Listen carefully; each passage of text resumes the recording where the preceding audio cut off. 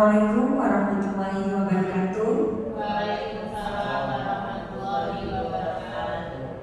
Kepada yang terhormat Kepala SMA Negeri 1 Setu, Ibu Insinyur Hajar Sri Anarusi MP, yang saya hormati Bapak Ibu Wakil Kepala Sekolah Bidang Kurikulum, Kesiswaan, Sarana Prasarana dan Humas, yang saya hormati Bapak Ibu Dewan Guru SMA Negeri 1 Setu. Alhamdulillahirrahmanirrahim. Pertama-tama marilah kita panjatkan puji syukur kehadirat Allah Subhanahu wa Ta'ala yang telah melimpahkan rahmat, hidayah serta inayahnya kepada kita semua sehingga pada hari ini, hari Jumat tanggal 6 Juni 2024, kita dapat bersama berkumpul di ruangan ini untuk melaksanakan kegiatan praktik baik, yaitu diseminasi budaya positif.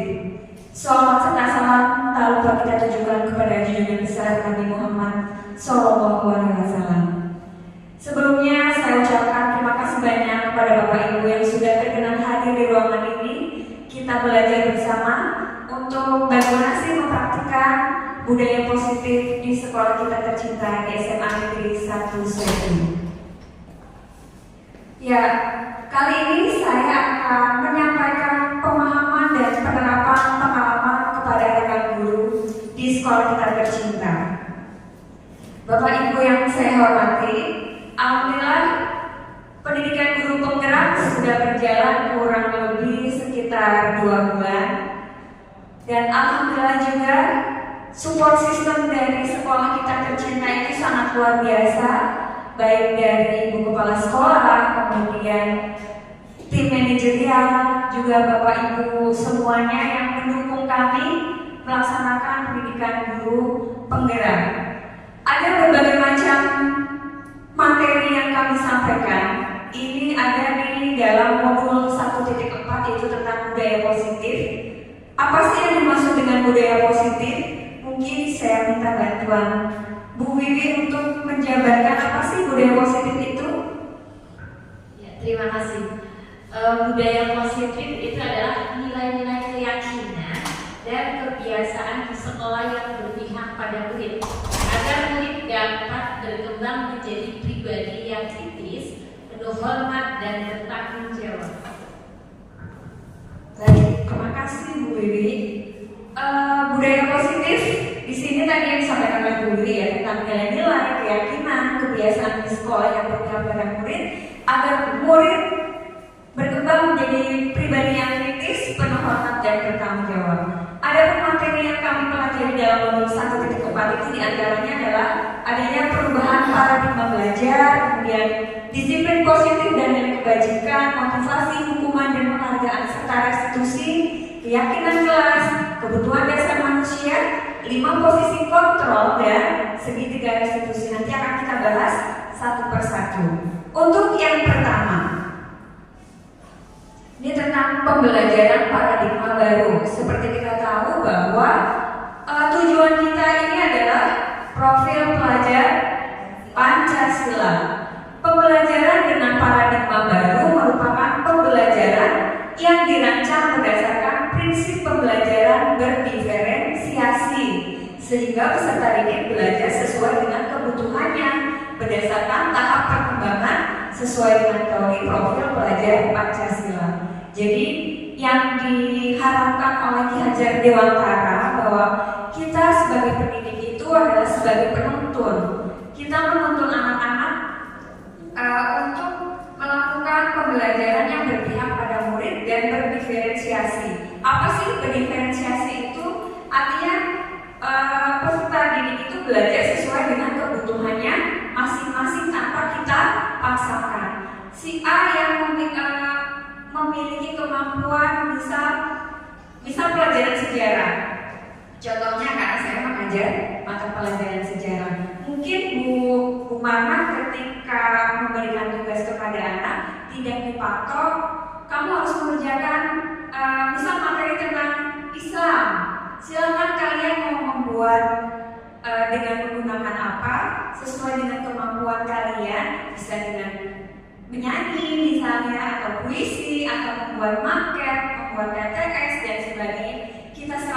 kepada murid-murid kita, yaitu salah satu contoh pembelajaran yang berdiferensiasi. Dan ini ada profil pelajar Pancasila. Mungkin Bapak Ibu guru ada yang hafal nih tentang lagunya profil pelajar Pancasila. Kemarin kayaknya Bu Sri udah belajar nih dari awal. Coba Bu Sri sama Bu Wiwi mencontohkan teman-teman untuk ini ada. Ayo Bu, Bapak berdiri kembali sama Bu Sri juga dong. Nggak apa-apa, bareng-bareng Bu Sri, ayo. Biar kita mengingat dan menghafal 6 dimensi profil pelajar Pancasila. Dimulai ya, Bapak Ibu. Ayo Bapak, pada diri, Pak Gozali, pada diri silakan berdiri. Kita ikutin gerakan Bu Wiwi dan Bu Sri. Baik, siap? 1, 2, 3. Pelajar Pancasila beriman dan bertakwa pada Tuhan Yang Esa dan berakhlak mulia, berkebinekaan global, gotong royong mandiri, kreatif dan benar kritis. Baik, terima kasih banyak untuk Bu Wiwi dan Bu Sri. Sudah hafal ya, Bu Sri ya? Nanti sampai rumah dihafalin lagi. Ya ini, iya nanti kan udah bisa remedial. Selanjutnya, ini miskonsepsi tentang teori kontrol. Bahwa selama ini tuh kita beranggapan guru itu bisa mengontrol murid. Ya mungkin selama ini saya sendiri anggapannya seperti itu. Saya bisa mengontrol murid. Murid harus menuruti apa yang saya inginkan. Itu anggapan saya. Kemudian ada ilusi bahwa kritik itu akan membuat bahwa merasa bersalah itu mampu menguatkan karakter. Ibu bapak pernah tidak ketika kita ada anak yang berbuat salah, kemudian kita mengorek apa masalahnya, terus kita menganggap dia bersalah, itu ternyata bukan yang membuat karakter dia kuat, tetapi justru akan membuat anak tersebut merasa down, gitu ya. Kemudian yang ketiga, ilusi bahwa semua penguatan positif, efektif dan bermanfaat. Dan yang keempat, ilusi bahwa orang dewasa berhak memaksa. Kadang saya juga sama seperti itu, bukan hanya ke murid, bahkan ke anak saya sendiri juga ya harus memaksa. Jadi adanya miskonsepsi tentang teori kontrol. Hal ini tidak tepat. Kemudian adanya mengubah paradigma stimulus kontrol yang awalnya kita merasa bahwa realitanya kebutuhan kita sama, ternyata padahal kebutuhan kita berbeda. Kemudian semua orang melihat hal yang sama, ternyata setiap orang memiliki gambaran yang berbeda. Kemudian stimulus respons selanjutnya, kita mencoba mengubah orang agar berpandangan sama dengan kita. Sering nggak Bapak Ibu seperti itu? Pengennya orang sefrekuensi terus dengan kita, padahal tidak. Setiap orang punya pandangan masing-masing. Kemudian perilaku buruk dilihat sebagai suatu kesalahan. Ternyata bukan seperti itu Bapak Ibu. Semua perilaku memiliki tujuan. Nanti kita akan bahas di dalam materi segitiga restitusi. Ya, bisa ketika ada anak yang melakukan kesalahan, kita posisi kontrolnya itu harusnya seperti apa? Nanti kita bahas. Kemudian bahwa orang lain bisa mengontrol saya. Ternyata tidak, hanya Anda yang bisa mengontrol diri Anda. Misal contohnya Bapak Ibu. Bapak Ibu punya sesuatu yang berharga tidak? Punya. Coba Bapak Ibu bayangkan sesuatu itu ada dalam genggaman Bapak Ibu semua. Sudah dibayangkan apakah sesuatu itu yang berharga? Coba pada murid, ketika saya memaksa Bapak untuk mau saya ambilin sesuatu yang berharga dari Bapak mau nggak? Bagaimana Pak? Nggak boleh. Saya kasih duit 271 triliun? Nah, itu prinsip saya. Oh iya. Atau Bapak saya kasih jabatan menjadi pengawas? Enggak. Ya, tetap tidak mau ya Pak, tetap kekeh dengan prinsip Bapak. Kalau boleh tahu nih Pak dan Budi, apa sih sesuatu yang berharga itu Pak? Prinsip saya akan Bapak perilaku dan kehidupan saya. Perilaku dan kehidupan itu yang berharga ya Pak. Walaupun saya mau nyogok Bapak seberapa besar pun tidak mau ya Pak. Nah kalau Bu Sri, apa yang ada dalam genggaman Ibu tadi Bu? Sesuatu yang membuat aku bahagia. Iya. Berikan kelas nomor Bu Sri, sesuatu yang membuat Bu Sri bahagia, tidak akan dilepas walaupun apapun yang terjadi. Itu tadi Pak, bahwa orang lain bisa mengontrol saya. Ternyata tidak ya, bahwa hanya diri kita yang bisa mengontrol kita. Mau dikasih apapun ya kita nggak akan bakal melepas sesuatu yang berharga itu. Kalau pada diri tadi apa yang berharga Pak? Yang berharga. Apa yang ada dalam genggaman Bapak?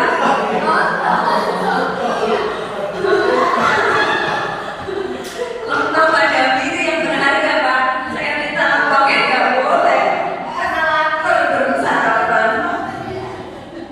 Kalau Bu Marna nih tadi apa yang ada dalam genggaman Ibu?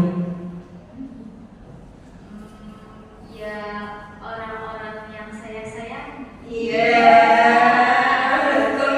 Keluarga terutama mungkin ya. Mau bagaimanapun kita berusaha merebut keluarga itu nggak akan bakal dilepas ya.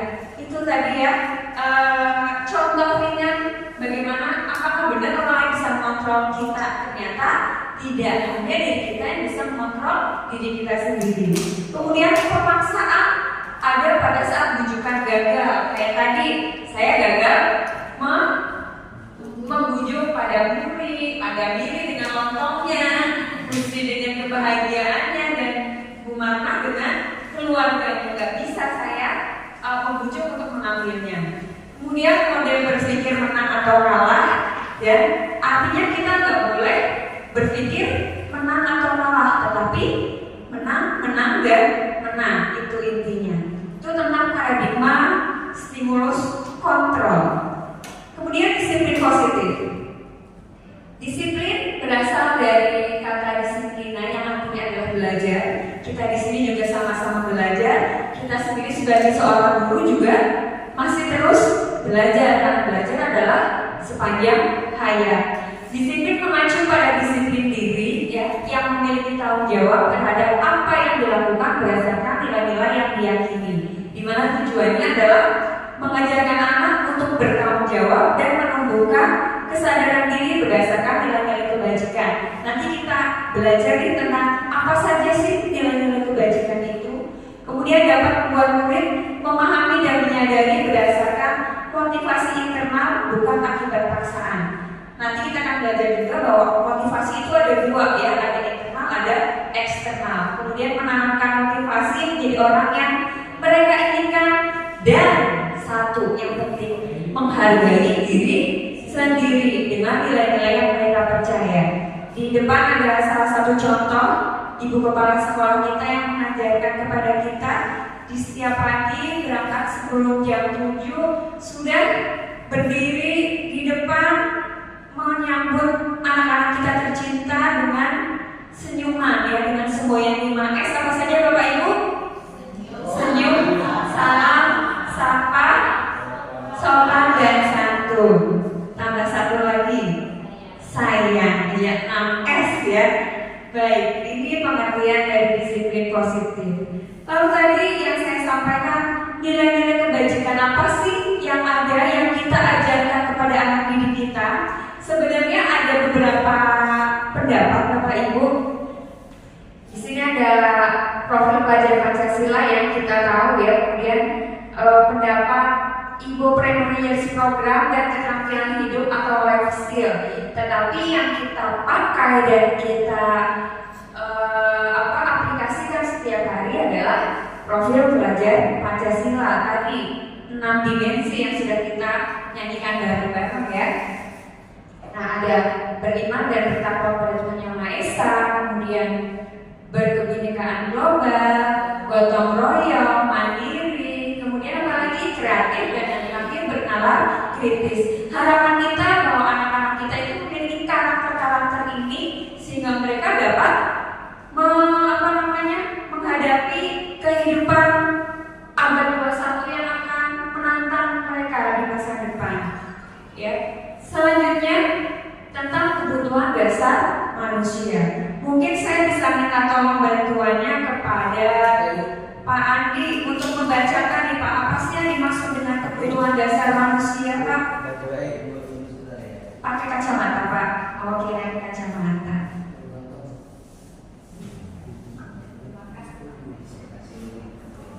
Baik Pak. Emang kalau sarana prasarana beda ya?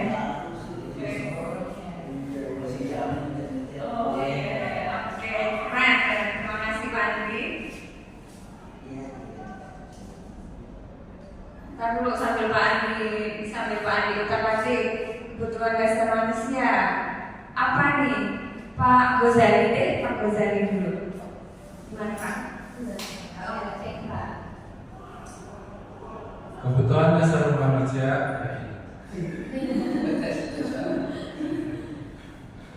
Kebutuhan dasar manusia adalah segala sesuatu yang kita lakukan untuk mendapatkan apa yang kita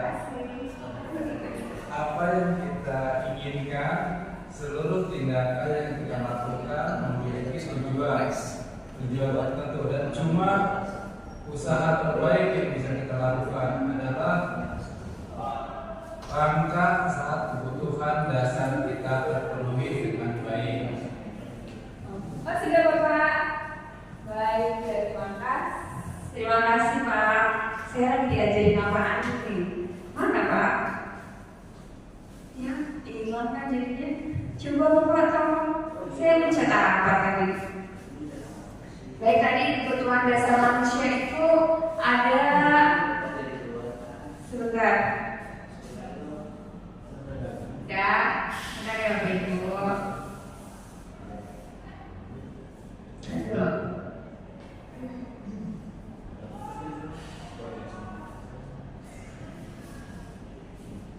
Sampai mana tadi?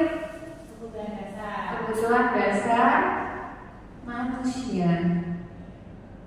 Nah,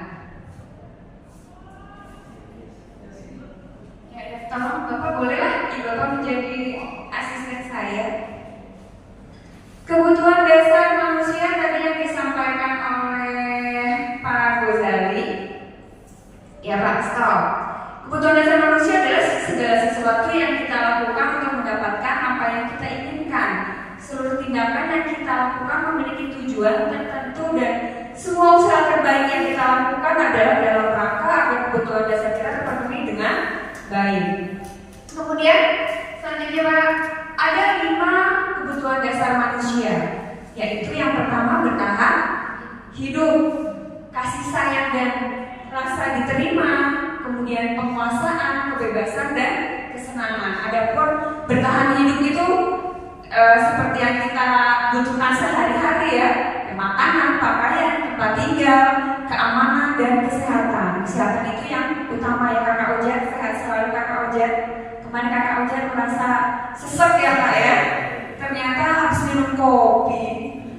Kemudian yang kedua adalah kasih sayang dan rasa diterima dan dipedulikan, berbagi, kerjasama, bagian dari kelompok. Saya sangat beruntung sekali berada di SMA 1 Sertu ya, memiliki rekan-rekan yang sangat luar biasa, solidnya, sangat kompak. Itu menjadi kekuatan bagi kita. Punya bestie yang banyak itu kekuatannya tersendiri ya Kakak Ojek. Kemudian penguasaan, yaitu harga diri, keinginan untuk dianggap, memimpin, berprestasi, diakui dan didengar. Kemudian kebebasan, kita ingin menjadi seseorang yang bebas dengan cara kita sendiri. Kemudian kesenangan, bermain, kemudian humor, antusiasme dan bahagia tertawa ya. Itu kebutuhan kita juga, yaitu akan kesenangan. Selanjutnya Pak Andi. Nah, motivasi perilaku manusia yang tadi saya sampaikan ada dua motivasi Bapak Ibu. Ada motivasi ekstrinsik yaitu motivasi dari luar, betul. Dan satu lagi motivasi intrinsik. Kalau motivasi ekstrinsik Bapak Ibu yaitu untuk menghindari ketidaknyamanan atau hukuman, kemudian untuk mendapatkan imbalan atau penghargaan dari orang lain. Misalnya nih, anak-anak mengerjakan pekerjaan atau tugas. Kalau motivasi ekstrinsiknya itu karena takut sama kita atau karena ingin mendapatkan penghargaan, itu namanya motivasi ekstrinsik, bukan dari diri dia sendiri. Tetapi kalau maaf ini saya tipu ya, yang ini intrinsik, untuk menjadi orang yang mereka inginkan dan menghargai diri sendiri dengan nilai-nilai yang mereka percaya. Tetapi kalau mereka bisa mengerjakan tugas memang sudah menjadi kebutuhan mereka dari dalam diri mereka sendiri, yaitu artinya mereka sudah memiliki motivasi intrinsik. Bagaimana untuk menciptakan motivasi intrinsik? Hindari hukuman dan penghargaan berlebihan agar meminimalisir motivasi eksternal dalam diri murid. Coba Bapak Ibu pernah tidak memberikan penghargaan kepada anak yang sudah mengerjakan tugas misalnya? Pernah? Apalagi hukuman ya. Misal kayak saya, anak yang belum mengerjakan tugas silakan kerjakan di luar misal. Ternyata Bapak Ibu, hukuman itu tidak baik dan penghargaan pun juga tidak baik ya, karena itu akan memunculkan apa? Oh iya, saya melakukan sesuatu biar mendapat pujian dari seseorang. Misalnya itu ternyata yang saya tahu memberikan sesuatu reward ke anak itu baik, ternyata tidak baik juga ya, itu yang kami pelajari. Kemudian Pak,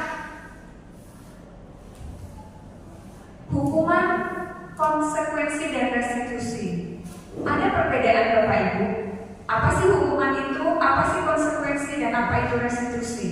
Ibu Miri, Bu sudah tadi. Yang belum Kakak Oja. Kakak Oja coba Kakak Oja. Apa sih perbedaan antara hukuman, konsekuensi dan restitusi Kakak? Kalau hukuman bagaimana Kak?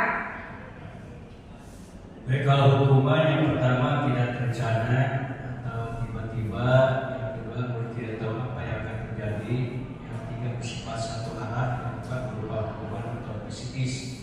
Konsekuensi yang pertama terencana atau disepakati sesuai aturan, yang kedua murid tetap dibuat tidak nyaman, yang ketiga sikap guru selalu memonitor murid.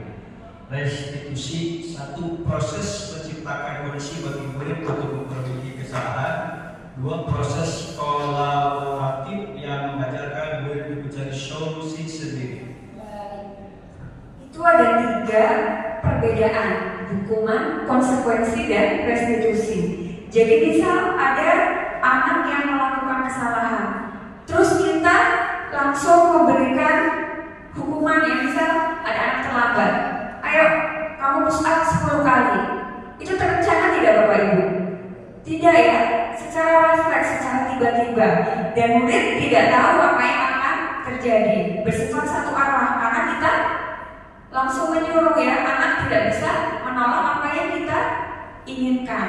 Kemudian berupa hukuman dan biasanya psikis, tapi insya Allah di SMA kita mah tidak ada lagi ya hukuman fisik. Kemudian konsekuensi ini tengah-tengah antara hukuman dengan restitusi. Konsekuensi itu sudah terencana, sudah disepakati sesuai dengan aturan, tetapi murid tetap tidak dibuat nyaman. Dia tidak nyaman nih dengan apa yang disuruh oleh Bapak Ibu guru. Kemudian sikap guru selalu memonitor murid. Kayak saya selalu memantau anak-anak saya nih di kelas 10G. Setiap hari saya melihat siapa yang tidak masuk, anak saya melakukan kesalahan apa, itu termasuk dalam apa? Konsekuensi. Dan yang terakhir restitusi, proses menciptakan kondisi bagi murid untuk memperbaiki kesalahan. Jadi ketika ada murid yang melakukan kesalahan, ayo kita ajak ngobrol, kita cari tahu kenapa dia melakukan hal tersebut. Lalu bukan kita yang mencari solusi Bapak Ibu, tapi biar anak itu sendiri yang mencari solusi untuk masalah dia sendiri. Jadi salah satu dimensi profil pelajar Pancasila tadi adalah mandiri ya, dan bernalar kritis, itu termasuk dalam restitusi. Kemudian Pak Andi, nah kayaknya pada ngantuk dan sebagainya, boleh berdiri Bapak Ibu. Di sini ada, kita ice breaking dulu nih biar tambah semangat. Ini namanya tepuk semangat. Saya contohin dulu nih. Misal saya tepuk semangat 3 kali, dan prok, ding, prok, dung, terus 3 kali, prok, dan ding, dung, terus saya bilang ser, aha, gitu ya, aha, ma, aha, na, aha, semangat, gitu ya Bapak Ibu ya. Sudah siap? Tapi kalau nggak bisa, kita ulang lagi. Baik, sekarang nih, tepuk semangat, dan ding, dung, dan ding, dung, ser, aha, semangat. Baik, terima kasih Bapak Ibu. Silakan duduk kembali, sudah semangat kembali ya, nggak ngantuk ya. Terima kasih. Lanjut Pak Andi. Pak Andi lagi dalam lontong, keselak kayaknya ini, saking semangatnya. Nah, berikutnya adalah 5 posisi kontrol Bapak Ibu. Ini yang sering kita alami setiap hari. Ini menarik sekali sebenarnya materi ini. Yang pertama, sebagai apa saja Bu Sri? Oh Bu Sri lagi munya. Oh Pak Andi tadi belum jadi ya, coba. 5 posisi kontrol seorang guru itu apa saja Pak Andi? Ya, terima kasih Ibu Rizky. Saya ingin di depan Oh, tadi boleh. biar Silakan. kelihatan wajah saya yang luar biasa. Tadi udah tepuk semangat, saya sampai modal naik lagi jadinya tambah semangat ya. Baik. Ini adalah 5 posisi kontrol yang Ibu Rizky ya. Posisi kontrol sesuai dengan yang kita pelajari di kegiatan guru penggerak. Yang pertama adalah menghukum. Yang kedua membuat merasa bersalah. Yang ketiga sebagai friend, teman, bestie. 4 sebagai pemantau nih, tim pantau-pantau, dan juga yang terakhir sebagai manajer. Jadi ini adalah 5 posisi kontrol kita sebagai seorang guru terhadap murid atau siswa di sekolah. Terima kasih Ibu Rizky. Terima kasih Pak Andi. Beri aplaus buat Pak Andi yang pengen tampil di depan ini ya. Betul Bapak Ibu, jadi ada 5 posisi kontrol yang terkadang tidak kita sadari kita lakukan setiap hari. Yang pertama adalah sebagai penghukum. Tadi yang saya contohkan, ketika ada anak misalnya tidak mengerjakan tugas saya menghukum mereka di depan kelas, ya silakan kalian kerjakan tugasnya di luar kelas. Bapak Ibu apakah sering melakukan seperti itu juga? Ya, pernah ya, paling tidak. Kemudian yang kedua, membuat merasa bersalah. Ketika ada anak-anak yang terlambat, contohnya, ini anak-anak saya. Mereka terlambat, saya mengulik kenapa mereka terlambat, ya. Nah itu, biar mereka itu merasa, oh iya, saya sudah bersalah nih, saya terlambat lagi, seperti itu. Kemudian yang ketiga, saya mengajak mereka ngobrol dari hati ke hati sebagai teman. Kemudian yang keempat sebagai pemantau, saya selalu memantau anak apakah bajunya dimasukkan atau tidak, kemudian pakai dasi atau tidak, rambut gondrong atau tidak, misalnya contoh kecilnya sebagai pemantau. Dan yang terakhir adalah sebagai manajer. Ini kira-kira dari kelima posisi kontrol yang sering Bapak Ibu lakukan itu yang apa Pak Gandhi? Hampir semuanya saya pernah melakukannya. Hampir semuanya ya. Kalau Bu Sri teman, sebagai teman. Ya. Kalau Bu Dwi lebih ke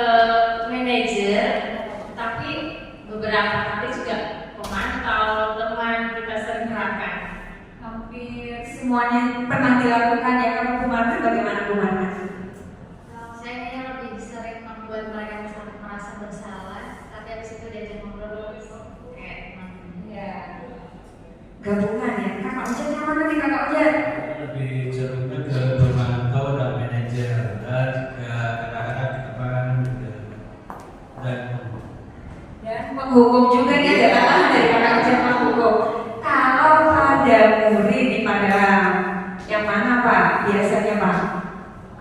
Kalau pada prinsipnya sih semua mungkin pernah dilakukan ya, tapi mungkin pemantau barangkali yang lebih sering kita lakukan. Mantap Pak. Ya pemantau Pak Gozali nanti guru BK nih loh, guru BK gimana Pak? Sebenarnya sih kalau menghadapi murid ya, semuanya itu tergantung kepada situasi kan ya, dan kondisinya. Dan ketika kita melakukan sesuatu kan itu kadang mungkin ada tahapannya. Ya. Di satu pihak mungkin kita akan bisa menghukum, tapi dengan hukuman yang semestinya lah. Kemudian di satu sisi juga mungkin kita akan membuat mereka merasa bersalah. Satu sisi juga kita akan bisa menjadi teman, kemudian juga menjadi pemantau dan juga manajer. Semuanya itu mungkin bisa dilakukan, hanya saja dimensinya mana yang prioritas dan di mana titik istilahnya buat klimaksnya itu.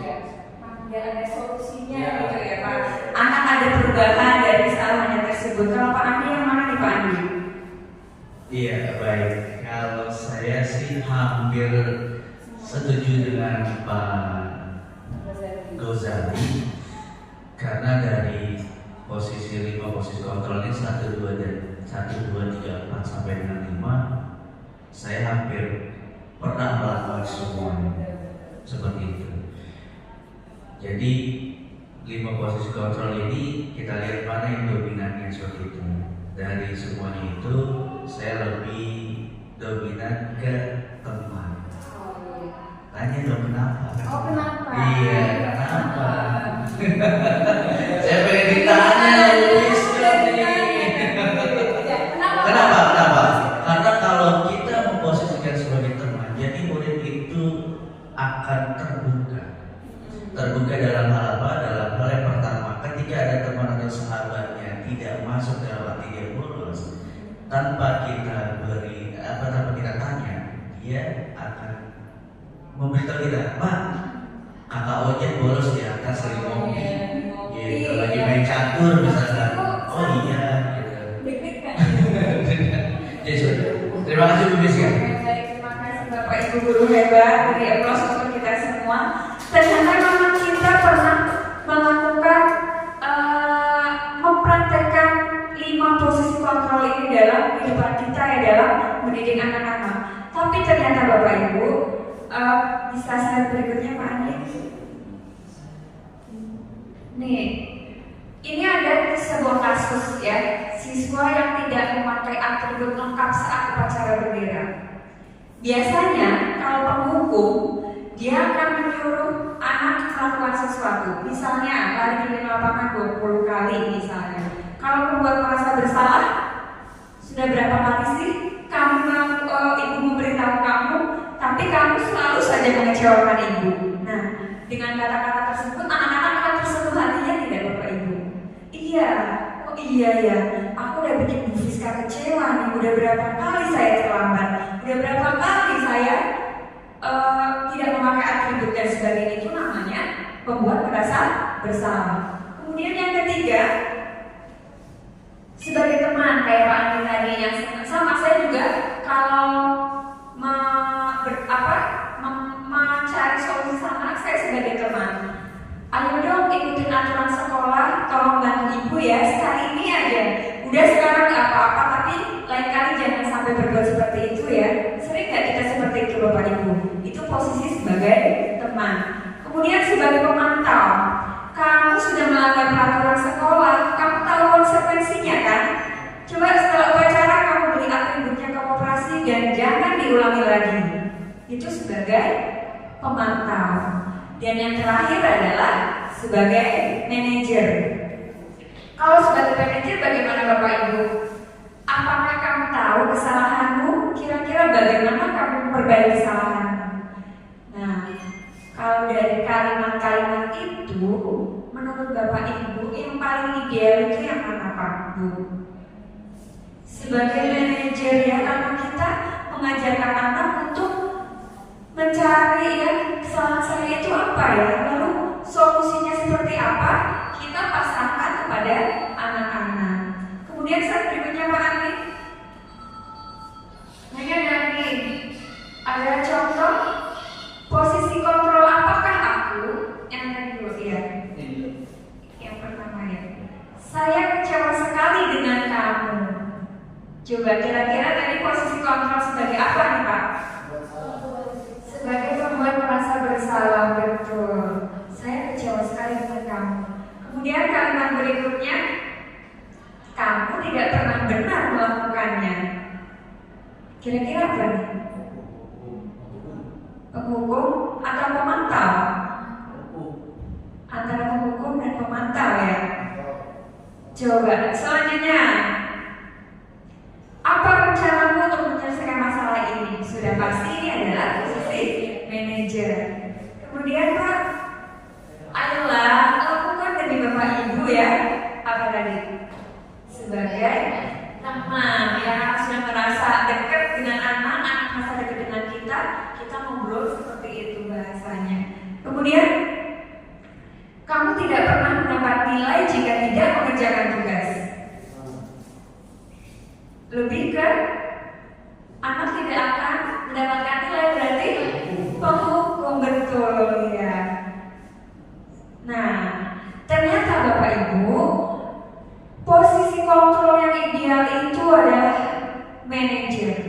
Ya, karena guru bersama murid duduk bersama, kemudian murid diminta mempertanggungjawabkan perilakunya, kemudian guru mendukung murid agar dapat menemukan solusi dari permasalahannya sendiri. Posisi manajer mengacu pada restitusi yang dapat menjadikan murid sebagai manajer bagi dirinya sendiri sehingga tercipta identitas positif. Ya, itu dari kelima poin posisi kontrol ternyata yang paling ideal itu adalah posisi manajer. Selanjutnya Bapak, ya sekarang 5 posisi kontrol sudah selesai di Bapak Ibu. Selanjutnya adalah keyakinan kelas. Biasanya ketika kita pertama kali masuk ke kelas, ya pasti kita akan kalau dulu seringnya kita mendengarnya kesepakatan kelas antara guru dengan murid. Nilai-nilai kebajikan apa nih yang ingin kita terapkan di kelas tersebut? Silakan Bapak. Nah, kenapa disebutnya keyakinan kelas bukan peraturan kelas? Jadi kalau keyakinan kelas itu bersifat abstrak, pernyataannya universal, artinya berupa nilai-nilai kebajikan, kemudian dibuat dalam pernyataan positif, mudah diingat dan dipahami, jangan terlalu panjang ya Bapak Ibu. Tadi dibuat dalam pernyataan positif, artinya tidak boleh ada kata tidak maupun jangan. Misalnya, tidak membuang sampah sembarangan bisa diganti dengan kalimat apa Bu Marna? Buang sampah pada tempatnya. Ya betul, membuang sampah pada tempatnya. Terus kalimat tidak boleh terlambat apa pada diri? Datang ke sekolah tepat waktu. Ya betul, datang sekolah tepat waktu. Jadi diusahakan keyakinan kelas itu menggunakan kalimat-kalimat positif, jangan kalimat negatif. Kemudian disesuaikan dengan kondisi kelas. Dan yang terakhir, melibatkan semua warga kelas untuk pembuatan keyakinan kelas. Tidak cuma anak saja, tetapi kita sebagai guru pun ikut dalam pembuatan keyakinan kelas. Dan kita pun mengikuti keyakinan kelas tersebut. Artinya, ketika anak dituntut kita tuntut untuk tidak terlambat atau harus datang tepat waktu, kita pun harus sama. Jangan kita menuntut anak datang tepat waktu, kitanya sendiri terlambat. Karena kita adalah contoh teladan seperti yang disampaikan Ki Hajar Dewantara ya, bahwa ingaso sutunodo imadio manukaso tuturi anda ya, kita itu sebagai contoh dari anak-anak kita. Kemudian Saya kebetulan sudah membuat keyakinan kelas. Mungkin nanti videonya agak di kanapannya ya.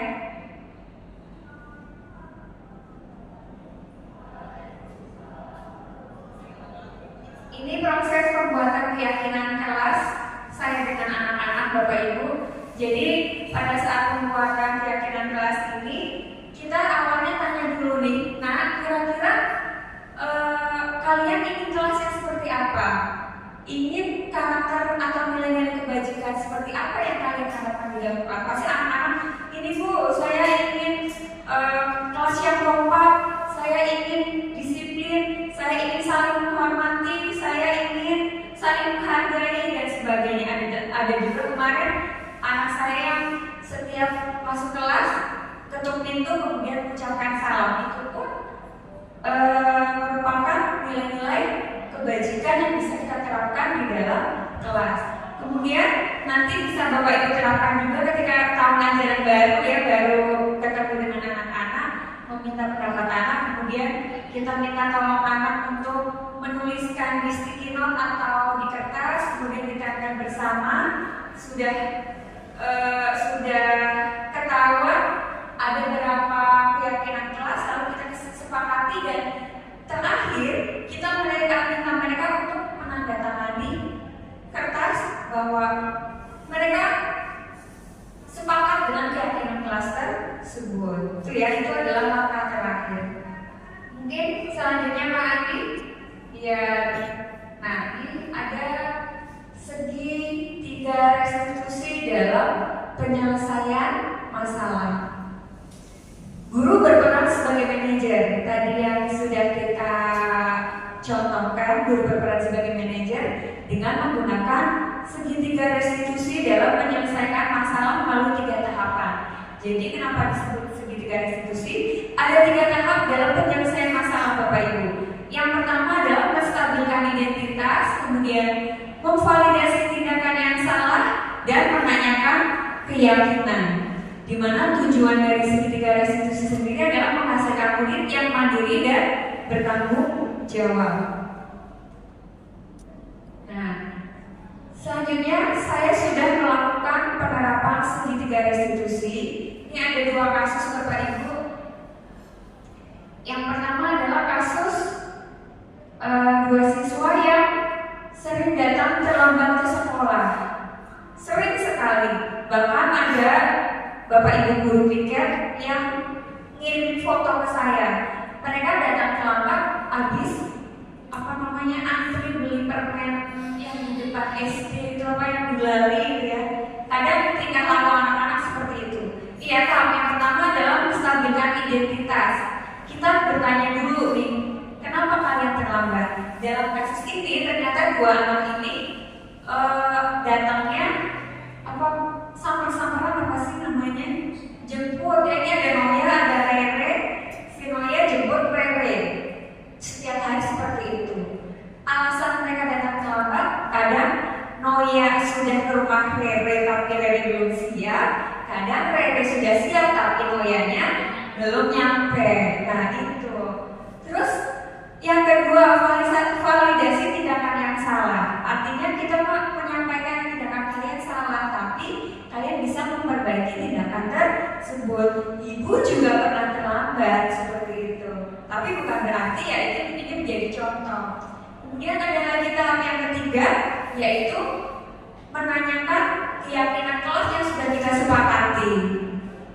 Jadi anak-anak pasti akan ingat, oh iya, saya harus datang tepat waktu. Artinya dia sudah melanggar salah satu keyakinan kelas. Itu ada 3 langkah ya Bapak Ibu. Tadi yang pertama apa? Menstabilkan identitas, kemudian memvalidasi tindakan yang salah, kemudian tadi menanyakan keyakinan. Dan kita sebagai posisinya sebagai manajer, artinya kita harus memberikan kesempatan pada anak untuk mencari solusi sendiri. Bukan kita yang mencari solusi, tetapi anak tersebut.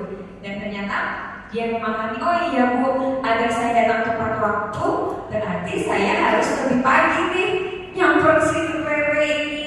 Jadi kalau Rere belum datang, saya harus sudah siap ya Bu ya. Jadi sampai ke sekolah itu sebelum jam 7 kami sudah siap dan tidak mampir kemana-mana. Begitu untuk jawaban atau apa namanya solusi dari mereka berdua. Alhamdulillah sudah terselesaikan. Kemudian ada kasus yang kedua. Kasus berikutnya, ini ada 2 siswa di mana pada saat pelajaran geografi, pada saat pelajaran Bu Rosulina, ini namanya Gilang dan Adil. Mereka ngobrol, ya ternyata ngobrolnya gara-gara pengen main futsal. Padahal bisa diobrolin setelah pelajaran selesai. Ya itu pun tahapannya sama Bapak Ibu tadi, melestarikan identitas, memvalidasi tindakan yang salah, kemudian menanyakan keyakinan. Itu contoh dari penerapan segitiga restitusi. Seperti itu ya Bapak Ibu. Kemudian selanjutnya sebagai penutup ya, di dalam penerapan program disiplin positif. Ya, dalam penerapan program disiplin positif, hendaknya guru itu memiliki standar kepribadian profesional dan sosial yang baik, di mana guru mampu merefleksi dirinya dalam posisi kontrol saat ini. Bagaimana perjalanan dirinya sebagai among. Among itu apa ya Pak? Kalau dalam bahasa Jawa, among itu apa sih Pak? Penuntun, betul. Karena tugas kita sebagai seorang guru itu adalah menuntun. Anak-anak itu dari rumah bukan lembar kertas yang kosong ya Bapak Ibu. Mereka sudah sebuah kertas yang sudah ada tulisan pensil, dan tugas kita adalah menebalkan tulisan tersebut. Tugas kita adalah menggali potensi dari anak didik kita. Seperti kita tahu bahwa sebenarnya anak didik kita itu punya potensi yang sangat luar biasa. Kalau misal ada yang memiliki potensi di bidang akademik, ada non-akademiknya biasa saja. Ada yang non-akademiknya unggul, tetapi akademiknya biasa saja. Nah, potensi-potensi inilah yang harus kita gali. Bahkan anak kadang masih bingung, saya kok nggak punya bakat ya Bu ya, saya nggak punya minat. Kadang mereka tidak bisa menilai diri mereka sendiri. Sering kita menemu seperti itu. Mungkin ada pengalaman Bapak Ibu yang pernah Bapak Ibu lakukan untuk menggali potensi anak, ada tidak? Pernah tidak? Saya contohnya ketika saya mengajar di kelas 10H, ketika saya sedang membahas materi tentang masuknya agama Islam di Indonesia. Kan ada beberapa jalur ya, salah satunya adalah pendidikan, di mana salah satu penyebaran agama itu dengan didikanya pondok pesantren. Saya amati tuh anak-anak yang mondok, mereka bercerita nih bagaimana sih rutinitas selama di pondok, karena itu kan pasti anak-anak yang lain tidak tahu bukan rutinitas mereka. Ketika ada anak yang saya minta, coba dong kamu ngomong pakai bahasa Arab, bisa nggak? Bisa Bu. Ya udah, kamu kenalan aja nih pakai bahasa Arab sedikit. Saya boleh pidato nggak Bu? Saya kaget Pak. Jadi anak itu tuh pendiam. Ketika dia maju, ternyata dia pidato pakai bahasa Arab. Saya saja kaget, Masya Allah. Saya nanya, kemarin kamu ikut lomba pidato pas kegiatan apa? Ramadan apa ya? Kegiatan itu enggak Bu, kata anak-anak. Kita nggak tahu Bu kalau dia bisa, kalau kita tahu dia bisa kan dia saya ikutin, kata anak-anak begitu. Ternyata memang kita harus jeli melihat potensi anak. Terkadang anak sebenarnya bisa tapi malu untuk mengungkapkannya. Itulah tugas kita sebagai guru ya, menggali potensi anak baik akademik maupun non akademik. Itu salah satu contoh sederhana ya Bapak Ibu. Ternyata anak itu namanya Hana, kelas 10H, anaknya Pak Tahir itu. Ketika saya menyampaikan ke Pak Tahir juga, oh ini anak pendiam, tidak pernah menyampaikan kalau dia itu bisa bahasa Arab, itu ngomongnya lancar banget, tapi pidatonya pakai bahasa Arab. Nah Nah kemudian tadi ya, bagaimana perjalanan dirinya sebagai mamong atau manajer yang menuntun murid-muridnya menjadi insan yang mandiri, merdeka dan bertanggung jawab. Baik, terima kasih Pak Dik. Berikutnya Pak. Nah, pesan saya jadilah guru yang selalu bahagia, karena kalau gurunya bahagia, pasti murid juga akan bahagia ya Bapak Ibu ya. Ada tidak yang gak ingin bahagia?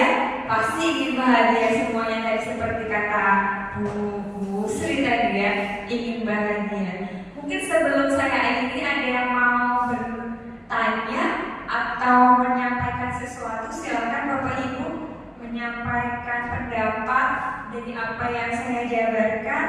Boleh Pak Andi? Monggo Pak Andi mau menyampaikan sesuatu atau mau di depan lagi? Iya, depannya biar bicara lagi. Ya baik, Bu Biska, mungkin saya bukan bertanya, tapi lebih kepada menanggapi ya Bu Biska. Dari presentasi Bu Biska tadi luar biasa sudah menjabarkan dari hal yang terkecil sampai terinci ya, gitu. Penggunaan slide juga bagus, menarik, atraktif. Terus saya ada yang tertarik dari kalimat terakhir. Bukan kalimat, maksud statement terakhir, bahwasanya ada seorang murid yang dianggap dia pendiam, tapi dia mempunyai potensi yang besar, seperti itu. Nah begitu pun kita sebagai seorang guru harus jeli ya, ternyata anak yang pendiam atau mungkin bahkan anak yang kurang akrab atau dekat dengan seorang guru, ternyata dia memiliki potensi yang luar biasa. Ada monster di dalam jiwanya, monster di dalam hati. Iya, monster Bu. Jadi dia itu akan mengembangkan kemampuan dia, bakat dia yang luar biasa pada saat diinginkan, diberikan kesempatan gitu. Terkadang kita sebagai guru nggak munafik ya, dalam arti kalau melihat murid yang dekat kita anggap dia yang bagus, the best gitu kan ya. Murid yang jauh biasa aja.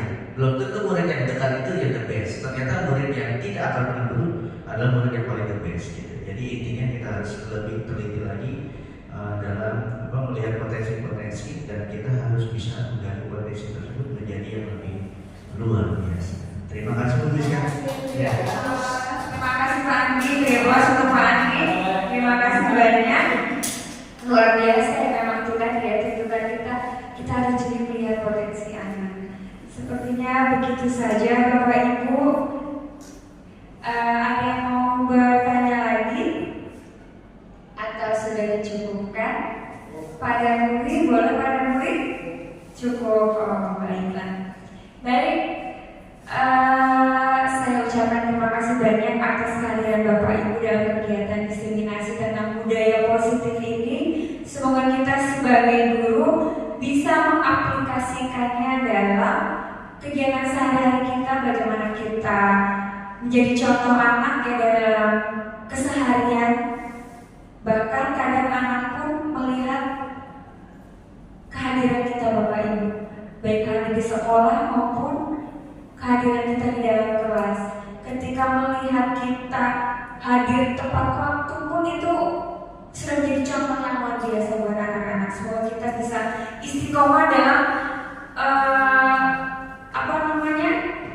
jadi seorang guru yang bisa menjadi contoh buat anak-anak kita. Baik, terima kasih banyak Bapak Ibu.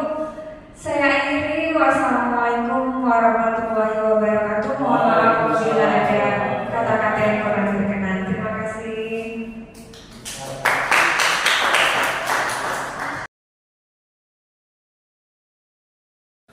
Assalamualaikum warahmatullahi wabarakatuh. Waalaikumsalam warahmatullahi wabarakatuh. Alhamdulillah, bagaimana kabarnya hari ini? Selamat datang di kelas 10G ya. Sudah menjadi siswa baru di SMA Negeri 1 Setu di kelas 10. Baik, untuk memulai kegiatan kita hari ini, Ibu minta tolong untuk Putri Katarina memimpin berdoa. Silakan. Sebelum memulai pembelajaran, marilah kita berdoa terlebih dahulu. Berdoa menurut agama dan kepercayaan masing-masing dimulai.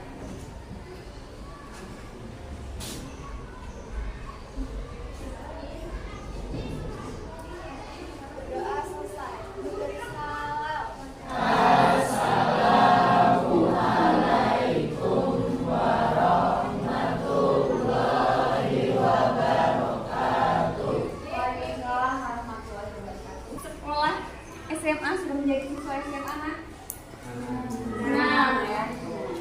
Nah, sebelum memulai perjuangan petualangan kalian di SMA ya, Ibu sebagai wali kelas kalian ingin membuat keyakinan kelas terlebih dahulu ya. Mungkin kalian sering dengar nih tentang kesepakatan kelas.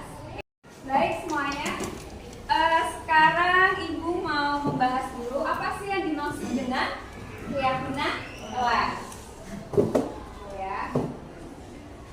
Disebutnya keyakinan kelas, bukan peraturan kelas. Coba bilang, apa sih poin-poin penting dalam keyakinan kelas? Berdirilah, yang kencang suaranya.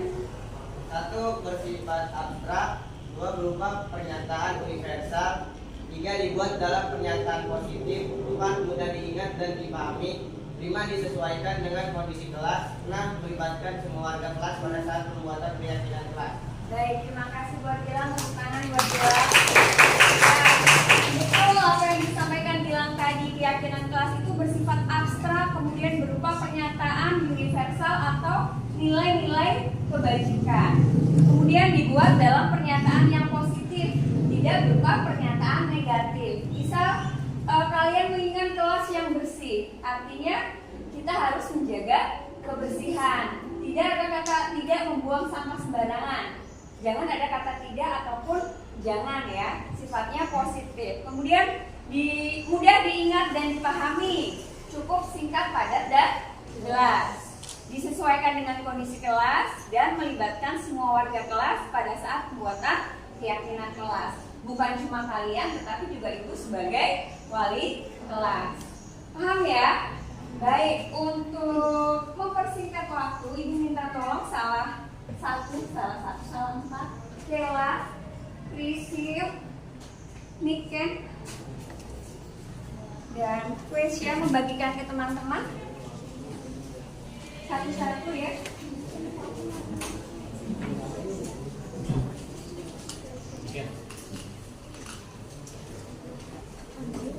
Sudah? Baik, kalau sudah semua yang belum dapat? Sudah ya?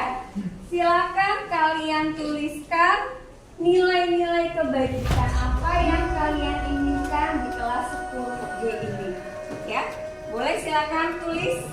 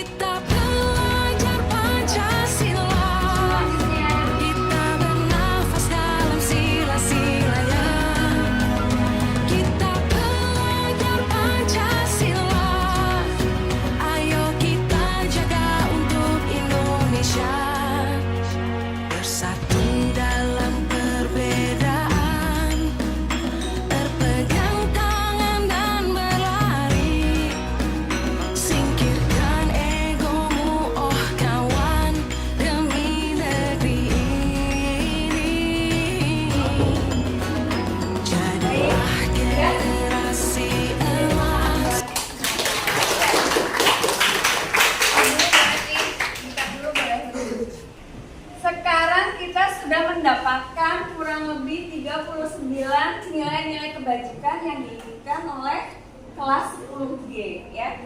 Sekarang waktunya kita menyimpulkan keyakinan kelas mana yang akan kita pilih sebagai tadi ya, keyakinan kelas, nilai-nilai kebajikan mana yang akan kita pilih sebagai keyakinan kelas. Ibu ambil yang sama ya. Dia yang memilih bertanggung jawab, jujur dan disiplin, menjaga kebersihan. Ini bertanggung jawab sama bertanggung jawab terhadap tugasnya kurang lebih. Jujur, disiplin sudah ada, disiplin, konsisten dan gotong royong. Ini disiplin juga sudah ada. Ayo jaga kebersihan kelas kita, bagus ya. Jagalah kebersihan sama menjaga kebersihan, disiplin dan bertanggung jawab. Kerja sama, kreatif dan jujur, sopan santun, mendapatkan hak untuk berpendapat, keren ya. Jujur dan disiplin tadi sudah ada. Kerja sama dan kreatif, menjaga kebersihan sudah, peduli pada teman. Kerja sama sudah ada, kerja sama sudah ada, mematuhi protokol kesehatan, cuci tangan, mengetuk pintu sebelum masuk dan mengucap salam. Kerjasama peduli pada teman yang sudah ada ya. Lebih datang tepat waktu sekolah. Ayo kita jaga untuk Indonesia. Ya. Bersatu dalam Baik. perbedaan. Ada berapa ini kurang? Baik semuanya.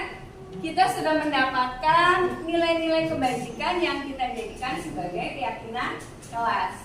Ibu minta tolong Rehana untuk maju ke depan untuk membacakan keyakinan kelas yang sudah dibuat bersama.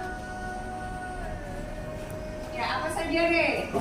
Yang pertama ada jujur dan disiplin, yang kedua ada menjaga kebersihan, yang ketiga ada lebih datang tepat waktu ke sekolah, yang keempat ada bertanggung jawab atas kebersihan kelas dan memberikan sesuai jadwal dan membuang sampah pada tempatnya, yang kelima ada jagalah kebersihan kelas, yang keenam ada menutup pintu sebelum masuk dan Arahkan pandangan ke depan, Tuhan kan menuntunmu. yang kedelapan ada konsisten, gotong royong, yang kesembilan ada Masa berganti, yang ke-10 ada tantangan kan kita hadapi. ada bertanggung jawab atas Gandeng tangan untuk negeri, era kita nanti berseri. Kita pelajar Pancasila, kita bernafas dalam sila-silanya. Kita pelajar Pancasila, ayo kita jaga untuk Baik, beri tepuk tangan untuk Rehana. Terima kasih, silakan duduk kembali. Ya, itulah keyakinan kelas yang kita buat bersama. Ada gotong royong, kemudian sopan santun, menjaga kebersihan, mengetuk pintu sebelum masuk dan mengucapkan salam dan sebagainya. Nanti kita susun menjadi satu file, kita tempel biar kalian semua mengingatnya setiap hari. Ya, sekali lagi beri tepuk tangan untuk kelas 10B. Terima kasih. Saya meminta kalian untuk menandatangani kesepakatan kita ya dalam pembuatan keyakinan kelas. Silakan satu persatu maju ke depan. Kela, dari mulai Kela. Bentar. Lanjut, antri di belakangnya. bangun dan bukalah matamu, saatnya meraih mimpimu. Arahkan pandangan ke depan, Tuhan kan menuntunmu.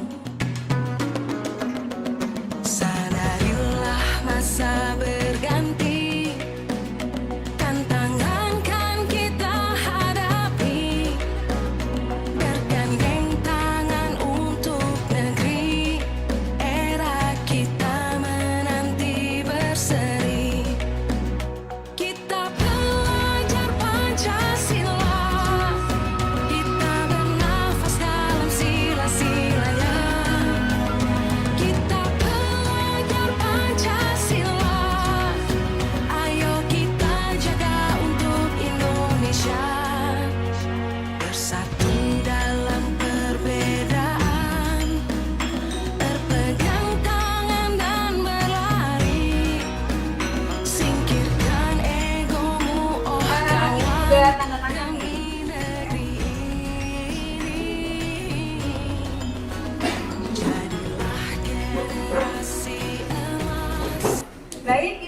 semua sudah menandatangani ya bahwa kita sudah membuat keyakinan kelas yang sudah kita tempel bersama di depan. Ibu harap tidak cuma kalian, ibu juga sama ya, mentaati keyakinan kelas yang sudah kita buat dengan penuh tanggung jawab. Baik, terima kasih sekali lagi ibu ucapkan untuk kelas 10G. Semangat belajar, semangat berjuang, semoga apa yang kalian bisa ciptakan dan suasana kelas yang aman dan nyaman yang kalian harapkan bisa terwujud. Terima kasih Ibu Airi. Wassalamualaikum warahmatullahi wabarakatuh. Waalaikumsalam warahmatullahi wabarakatuh.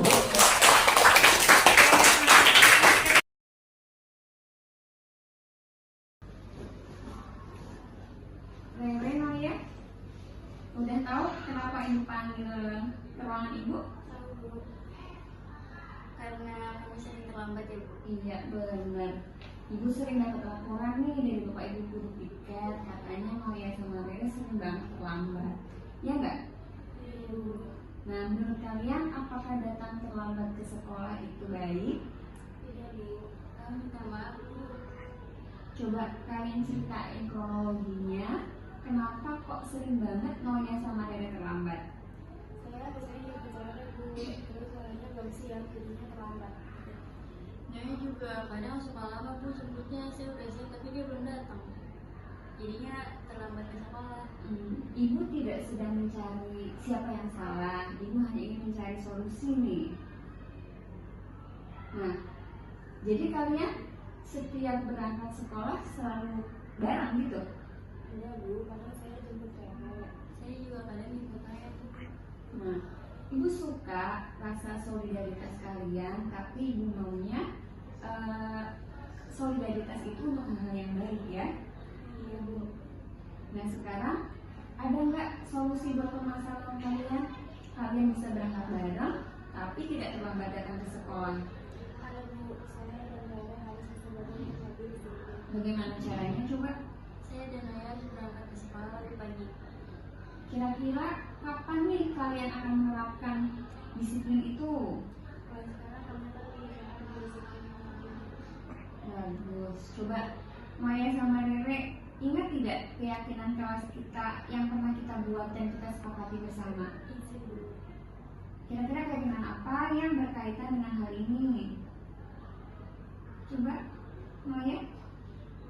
Saya menghargai waktu dan berdisiplin hidup. Benar sekali. Jadi selanjutnya Maya sama Rere akan menjadi muridnya seperti apa? Saya menghargai waktu dan berdisiplin hidup. Saya bertanggung jawab dan selalu tepat waktu. Alhamdulillah. Jadi sekarang kita sudah punya solusi nih ya dari permasalahan kalian. Ibu yakin kalian bisa lebih disiplin, lebih menghargai waktu, mengatur waktu dengan bijak, dan bisa lebih baik lagi. Ya, Maya, Rere, jadi sama ibu. Oke, ibu yakin kalian bisa. Dan terima kasih, silakan kalian bisa kembali ke kelas. Terima kasih ya, dan jangan terlambat lagi. Baik Bu.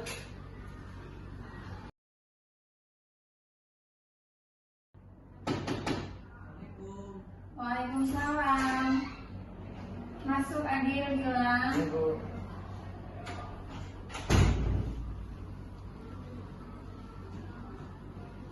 Gimana Adil bilang kabarnya hari ini?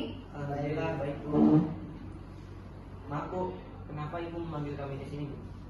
Begini, ibu dapat laporan tuh dari Bu Lina. Katanya tadi pas pelajaran geografi, saat teman-teman kalian presentasi, kalian malah ngobrol sendiri. Iya Bu. Iya Bu. Coba ibu tanya, apakah mengobrol saat teman-teman kalian presentasi itu perbuatan yang baik? Tidak Bu, presentasinya jadi terganggu. Teman-teman yang lain juga tidak fokus Bu. Nah itu tahu akibatnya. Gilang duluan Bu yang ngajak ngobrol saya. Kamunya mau diajak ngobrol. Coba ceritakan apa yang kalian obrolin tadi pas teman-teman kalian presentasi. Gilang ngajakin ngobrol tadi, ngajakin main futsal Bu, lawan kelas sebelah. Iya Bu, rencananya kami mau futsal sama kelas sebelah Bu. Nah, kira-kira bisa nggak kalian mengatasi masalah ini? Bisa Bu, kami akan menunggu sampai presentasinya selesai. Nah, sekarang ibu ingin bertanya, tentang sikap kalian tadi. Kira-kira keyakinan kelas mana yang menunjukkan perilaku yang baik saat teman kalian sedang presentasi? Menghargai dan menghormati orang lain, Bu. Betul sekali. Apakah sikap itu perlu diterapkan? Perlu, Bu. Mengapa? Apakah itu penting buat kalian? Karena jika kami ingin dihargai, maka kami harus menghargai, Bu. Dan jika kami ingin memahami pelajaran, maka kami harus lebih fokus lagi, Bu. Nah, sekarang Adil sama Gilang ingin menjadi murid yang bagaimana? Baik, Bu. Saya ingin dihargai orang lain, Bu. Saya juga, Bu. Sama ingin lebih fokus belajarnya. Nah, sekarang kita udah punya solusi nih ya, solusi bahwa mudah-mudahan ke depannya Adil sama Gilang bisa lebih baik lagi, lebih menghormati lagi teman-teman yang sedang presentasi ya. Baik, Bu. Baik, sekarang silakan kalian bisa kembali ke kelas. Terima kasih ya. Assalamualaikum.